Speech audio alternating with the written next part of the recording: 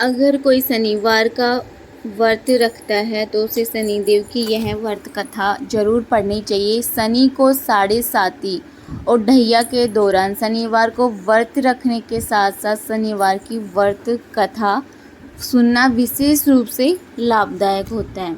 तो आइए जानते हैं शनिदेव की कथा। एक बार की बात है, सभी नवग्रहों यथा सूर्य, चंद्र, मंगल, बुध, बृहस्पति, शुक्र, शनि, राहु और केतु में विवाद छिड़ गया कि इनमें सबसे बड़ा कौन है। सभी आपस में लड़ने लगे और कोई निर्णय न होने पर देवराज इंद्र के पास निर्णय कराने पहुंचे।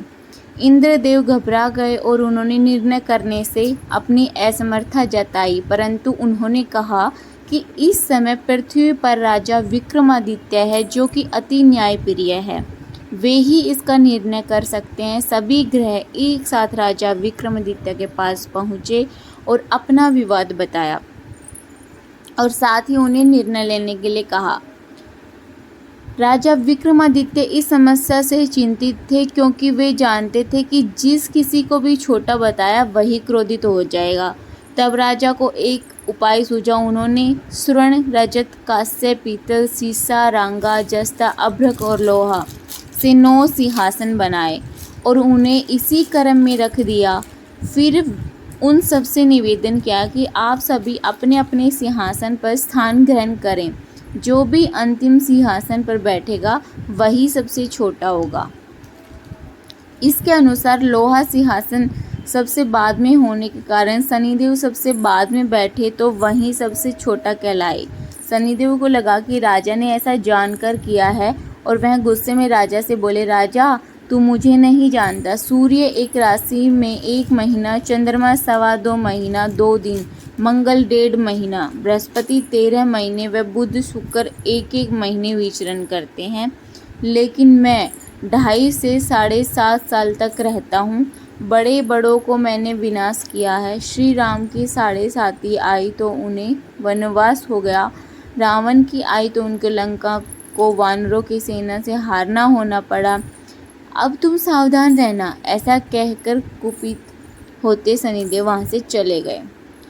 अन्य देवता खुशी खुशी चले गए। कुछ समय बाद राजा की 7.5 आई। तब शनिदेव घोड़े के सौदागर बनकर वहां आए। उनके साथ कई बढ़िया घोड़े थे। राजा यह समाचार सुन अपने अश्वपाल को अच्छे घोड़े खरीदने की आज्ञा दी। उसने कई अच्छे घोड़े खरीदे व एक सर्वोत्तम घोड़े को राजा को सवारी हेतु दिया। राजा जो ही उस पर बैठा वह घोड़ा सरपट वन की ओर भागा। भीष्म वन में पहुंच वह अंतर्धान हो गया। अब राजा भूखा प्यासा भटकता रहा। तब एक ग्वाले ने उससे पानी पिलाया और राजा ने प्रसन्न होकर उसे अपनी अंगूठी दी। वह अंगूठी देकर राजा नगर को चल दिया।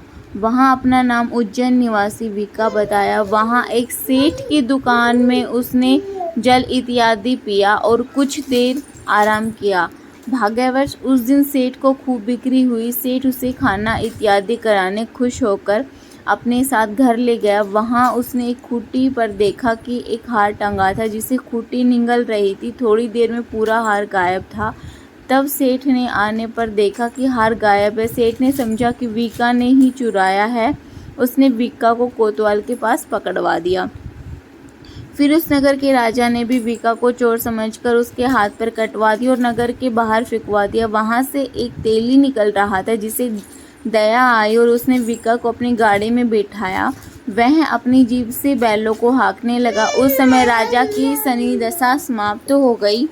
वर्षा ऋतु आने पर राजा मल्हार गाने लगा। राजा जिस नगर में था वहाँ की राजकुमारी मन भवानी को उसका गाना इतना पसंद आया कि उसने मन ही मन प्रण लिया कि वह उस राग गाने वाले से ही विवाह करेगी। राजकुमारी ने दासी को राग गाने वाले को ढूंढने भेजा। दासी ने बताया कि वह एक चौरंगिया है, परंतु राजकुमारी ना मानी। अगले ही दिन से उठते ही वह अनशन पर बैठ गई कि विवाह करेगी तो उसी से करेगी। बहुत समझाने पर भी जब राजकुमारी नहीं मानी तो राजा ने उस तेली को बुला भेजा और विवाह की तैयारी करने को कहा। फिर उसका विवाह राजकुमारी से हो गया। तब एक दिन सोते हुए सपन में शनिदेव ने राजा से कहा, राजन देखो, तुमने मुझे छोटा बताकर कितना दुख झेला है। तब राजा ने उनसे क्षमा मांगी और प्रार्थना करते हुए कहा कि हे शनिदेव, जैसा दुख मुझे दिया है किसी और को ना दे। शनिदेव मान गए और कहा कि जो मेरी कथा और व्रत कहेगा उससे मेरी दशा में कोई दुख नहीं होगा। जो भी व्यक्ति रोज मेरा ध्यान करेगा, चींटियों को आटा डालेगा, उसकी सभी मनोकामनाएं पूर्ण होगी। शनिदेव ने राजा को हाथ पैर वापस कर दिए। प्रातः आँख खुलने पर राजकुमारी ने देखा जो वह आश्चर्यचकित हुआ। वीका ने उसे बताया कि वह उज्जैन का राजा विक्रमादित्य है। सभी अत्यंत प्रसन्न हुए। सेठ ने जब सुना तो वह राजा के पैरों में गिरकर क्षमा मांगने लगा। राजा ने कहा कि वह तो शनिदेव का क्रोध था, इससे किसी का कोई दोष नहीं। सेठ ने फिर से निवेदन किया कि मुझे शांति तभी मिलेगी जब आप मेरे घर चलकर भोजन ग्रहण करेंगे। सेठ ने अपने पैर नाना प्रकार के व्यंजनों से राजा का सत्कार किया। साथ ही सबने देखा कि जो खूंटी हार निकल गई थी वह अब वापस से उगल रही है। सेठ ने अनेक मोहरे देकर राजा का धन्यवाद किया।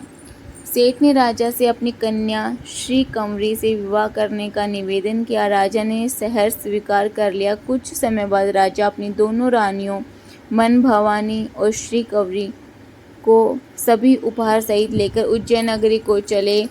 वहां राजा के राजवासियों ने सीमा पर खूब आदर सत्कार किया। सारे नगर में दीपमाला बनाई गई। राजा ने घोषणा की कि मैंने शनिदेव को सबसे छोटा बताया था, जबकि असल में वही सर्वोपरि है।